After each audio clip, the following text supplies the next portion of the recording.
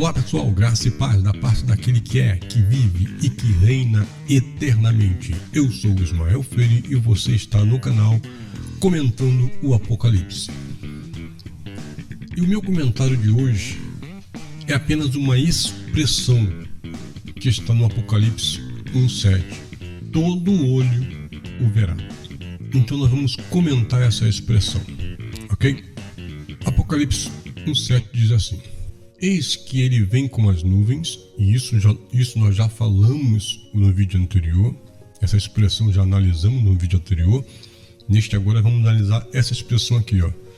E todo olho o verá. Essa é a expressão que nós vamos analisar hoje. Queridos, há um questionamento muito forte sobre esses versículos, porque dizemos que todas essas coisas já estão consumadas. Então as pessoas não aceitam, não concordam e digam: como está consumada? Como isso já aconteceu? Ele já veio, e o que eu estou fazendo aqui? Porque a esperança dessas pessoas é ver isso acontecer. Mas quantos antepassados nossos já morreram nessa falsa esperança? Quantos? Por não entender os textos bíblicos. E é hoje isso que nós vamos fazer hoje. Nós vamos entender os textos para não vivermos uma falsa esperança. Veja, esse texto diz o seguinte: todo olho o verá. Isso dá a entender que todo o planeta Terra, todo o cosmos irão ver ele de corpo físico, de reencarnado. Isso não vai acontecer, querido, porque mesmo que isso acontecesse, seria de forma espiritual, e espiritualmente nós não conseguimos enxergar o que é espírito. Nós não vemos o que é espírito. As pessoas vão morrer nessa expectativa de ver Jesus vindo nas nuvens, porque está escrito: todo olho o verá. Aqui neste vídeo quero trazer para você uma interpretação segundo a ferramenta de estudo chamada preterismo. O preterismo é a única ferramenta que traz resposta às questões escatológicas do livro mais temido de alguns líderes religiosos, o Apocalipse. Eu digo o livro mais temido porque eu também fiz parte disso. Eu também tinha os meus questionamentos a respeito das coisas que iriam vir. Mas quando eu perguntava, as pessoas não tinham respostas. Porque este livro ele é usado para tentar adivinhar o futuro. Infelizmente. Não é? Parece que esse livro do Apocalipse foi escrito hoje de manhã. E as pessoas estão tentando entender o que vai acontecer no futuro. Não, queridos. Isso foi escrito por uma época. E essas são as premissas que nós temos que ter. Duas premissas que nós temos que ter. É que o livro do Apocalipse foi escrito antes do ano 70, entre os 64 e 68. Essa data não é exata. Mas como Nero subiu ao poder, né, em 54, então mais ou menos nessa data aonde João teria escrito esse livro. Ah, mas os pais da igreja diz que é no ano 90. Queridos, deixa eu dizer uma coisa para você. Eu entendo que um católico apostólico romano ele tenha como premissa de seus estudos os pais da igreja. Eu entendo. Mas para você, para mim, para você que dizemos que somos protestantes, e muitos dizem que a igreja católica é herege, e tem como pai das tem como seus estudos o pai da igreja, os pais da igreja. confessam, professam os pais da igreja. Para mim, não tem coerência nenhuma uma coisa dessa. Não tem. Nero subiu em 54, matou os apóstolos, colocou João na ilha de Patmos. Por que isso? Porque o próprio Jesus disse que ele ficaria vivo até que ele voltasse. Jesus disse isso. Está lá em João 21, 18 ao 23. Quando Jesus chama Pedro em particular e diz para ele como ele iria morrer para glorificar o nome dele, Pedro vira para Jesus e fala assim: Senhor, e quanto a este? Se referindo a João. Jesus disse para ele: o que te importa se eu quero que ele permaneça vivo até que eu volte? Aí houve um burburinho, começaram a te dizer naquela época que João não morreria, mas Jesus não disse isso. Ele disse: o que te importa se eu quero que ele fique vivo até que eu volte? Então Jesus disse que João ficaria vivo até que ele voltasse. Se ele não voltou, cadê João? João tem que estar vivo em algum lugar, sim ou não? Se João não foi um dos olhos que viram, eles têm que estar vivos até hoje para ver, sim ou não? Sim, óbvio. Então, na verdade, todo o Novo Testamento foi escrito antes do ano 70. Ok? Então essa é a primeira. Primeira premissa é que o livro do Apocalipse foi escrito antes do ano 70. Segunda, toda a escatologia é pactual, tem a ver com o pacto, com o primeiro e o segundo pacto, com a queda do primeiro e o estabelecimento do segundo. Não é cósmica, não é mundial, não é cósmica. Como algumas igrejas têm pregado por aí, têm propagado por aí, que o mundo vai acabar, que Deus irá destruir esse mundo. Não é isso. Tem a ver com o primeiro pacto, com a queda do primeiro pacto, com o estabelecimento do segundo. Eles dizem que Jesus virá um dia de forma física reencarnado, né, que destruirá esse planeta, estabelecerá um novo mundo completamente diferente do que nós vemos. A Terra nunca será destruída, não será destruída.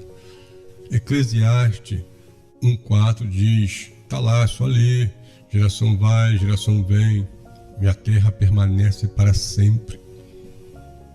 O reino, ele não é físico, o reino é espiritual. Está lá, só você ler em Lucas 17, 20 e 21, que ele é espiritual. E nem ninguém dirá ele ali ou ele aqui, porque o reino está dentro de vós. O reino de Deus está aqui, dentro de mim, dentro de você. Você não vai ver ele de forma física. E as pessoas não conseguem entender isso de maneira alguma. Então, tendo essas duas premissas na cabeça, vamos analisar esta imagem. A pergunta que eu te faço: o mesmo avião que está sobrevoando um ponto do planeta, uma parte do planeta, pode ser vista ao mesmo tempo em outra parte? Claro que não. Obviamente que não. Então, sendo assim, essa promessa não foi feita num caráter mundial para todo mundo. Não, claro que não. Se Jesus vier no Brasil, ele será visto no Japão, a não ser que ele venha para cada país, né, em horários diferentes. Talvez seja isso que as pessoas esperam, né? Aparece como é um abrir e fechar de olho, né? De repente abre o olho aqui e vai passando de país em país. Será que será assim? Obviamente que não, né? Então isso não é para o mundo, isso não é uma promessa para o mundo, para o cosmos, não. Mas era local. E detalhe, não para por aí. Vou te explicar o porquê que isso era local, mais uma evidência porque isso era local. É só continuar o versículo. O versículo diz, e eis que ele vem com as nuvens, e todo olho verá, até mesmo aquele que o transpassaram. quem foi que transpassou Jesus? Quem foi aqueles que o transpassou? Então ele está dizendo que até mesmo aquelas pessoas que estavam envolvidas com a sua morte, essas pessoas iriam presenciar este evento. Será que tem alguém daquela época vivo até hoje? Será que existe alguém ainda daquela época vivo até hoje para presenciar este evento? Por isso que as pessoas fazem confusão. Elas jogam para o futuro, incerto, não sabe quando, não sabe onde. Aqueles que deveriam presenciar este evento eram exatamente os que estavam envolvidos em sua morte. Por isso que ele se refere que aqueles acontecimentos se dariam em sua geração. Nós falamos isso no vídeo passado. Vamos ver aqui Mateus 23:36. Olha, em verdade, eu vos digo que todas essas coisas hão de vir sobre esta geração. Isso é muito claro. Tem pessoas esperando ele voltar na geração de hoje ou na geração não sabe quando. Não, porque as coisas estão aí, as pestes, tudo está acontecendo, Jesus está voltando. Será nessa geração, aí passa essa geração. Veio a Primeira Guerra Mundial, a Segunda Guerra Mundial, né?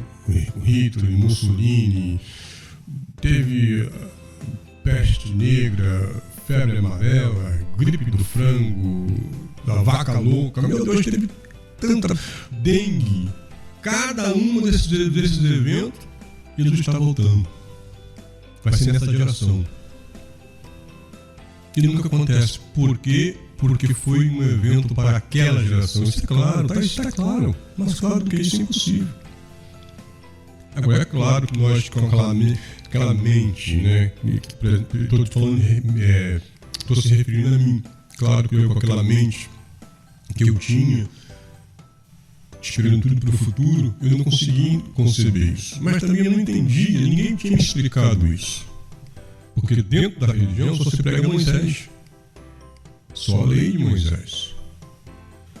As coisas consumadas, o Evangelho da Graça, né? O Apocalipse está envolvido nisso aí, porque o Apocalipse é tudo aquilo que Jesus falou em Mateus 24. E, consequentemente, o que Daniel falou.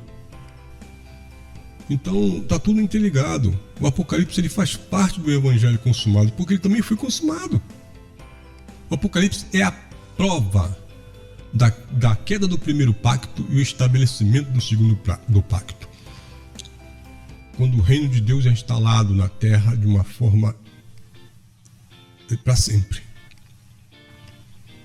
Quando a sua igreja de noiva passa para a esposa e reina com ele. Nós estamos reinando com ele. É o que está escrito lá, né, em Romanos 5,17. Todo aquele que aceita a imensa provisão da graça reinarão com ele em vida. Nós estamos reinando com ele em vida, pessoal. Então, Mateus 24:34. O que Jesus diz em Mateus 24:34? Eu lhes asseguro que não passará esta geração até que todas as coisas aconteçam. E aconteceu. Se não tivesse acontecido, querido, Jesus seria um falso profeta. E eu não creio que ele tenha sido um falso profeta. Eu não creio nisso. Você crê nisso? Que ele tenha sido um falso profeta? Porque se ele disse isso e profetizou que isso aconteceria naquela geração, se não tivesse acontecido, ele hoje seria um falso profeta. Fala e não acontece. Mas por que isso tudo aconteceu? Olha, uma das razões, eu já até falei no vídeo passado, mas eu vou falar aqui de novo. Uma das razões é que o povo atraiu para si a responsabilidade do próprio sangue de Cristo. Veja em Mateus 27, 24 e 25. Diz assim, ó: Quando Pilatos percebeu que não estava obtendo nenhum resultado, mas, pelo contrário, estava se iniciando um tumulto, mandou trazer água, lavou as mãos diante da multidão e disse: estou inocente do sangue deste homem. A responsabilidade é de vocês. E o que o povo disse? O que toda a nação ali disse, reunida naquele julgamento? O que eles disseram? Isso. Todo o povo respondeu: que o sangue dele caia sobre nós e nossos filhos. Meu, isso é terrível. Isso é terrível. Os judeus daquela época tomaram para si toda a responsabilidade do castigo do sangue de Jesus. Então por isso que isso tinha que acontecer naquela geração. Isso é mais uma evidência do porquê que aquilo aconteceu naquela geração. E isso aconteceu de fato. Todo o olho daquela geração viram, tá, de forma física o templo cair. O efeito do espiritual foi o templo cair, a cidade ser destruída, porque isso já estava profetizado por Daniel, que isso aconteceria. E todos os judeus da época estudavam os profetas, estudavam a Torá e os profetas, sabiam disso. Jesus sabia que o tempo estava próximo, porque pela contagem, né, que Daniel fez lá, em todo o cronograma que Daniel deu, né, até a destruição, devastação de Jerusalém, aí eles faziam a contagem e sabiam mais ou menos quando aconteceria aquilo. Não sabia o dia nem a hora, mas sabia mais ou menos quando aquilo ia acontecer. Jesus sabia, os apóstolos todos sabiam, João fala sobre isso, que filhinhos, já estamos na última hora. Pedro fala, né, também, que já está na última hora. Paulo fala sobre isso. Todos os apóstolos falam sobre isso, porque todos os judeus da época entendiam a profecia de Daniel, que diz respeito à queda de Jerusalém. Então todo o olho daquela época, daquela geração que Jesus falou que viria, olha, viram a queda da cidade e do templo. Toda a cidade se transformou num lago de fogo, onde foi queimado todos os opositores. Aonde foi queimado o Satanás. Satanás é a palavra Satanás, de Satã, é aquele que faz oposição, é um opositor. Então todos os opositores, que não era Roma, que os opositores eram os próprios judeus que se opunham ao evangelho, os próprios sacerdotes, os próprios escribas e os sacerdotes iam até César pedir decretos para perseguir, carta branca para perseguir os crentes, perseguir os cristãos, os convertidos. Esses eram os opositores que foram queimados no lago de fogo que se tornou Jerusalém. Entende isso? Mais para frente nós vamos comentar sobre lago de fogo, sobre inferno, sobre essas coisas. Mas por hoje, queridos, esse foi o nosso pequeno comentário de hoje sobre essa expressão: e todo olho o verá. Abordamos aqui somente essa expressão. Lá para frente, mais lá para frente, comentaremos mais algumas expressões do livro do Apocalipse, ok? Aguarde. Graça e paz.